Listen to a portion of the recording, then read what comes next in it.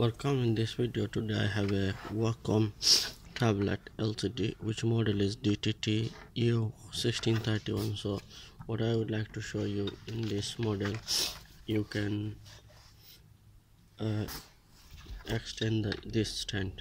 So just simply need to pull that down and you can release wherever the position you want it.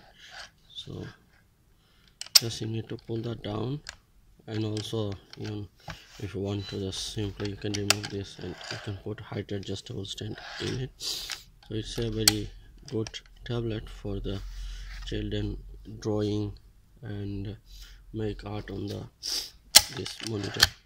It is model is 1631 and its brand is Wacom, and it has a 2 dBi port, and also you can connect the printer here.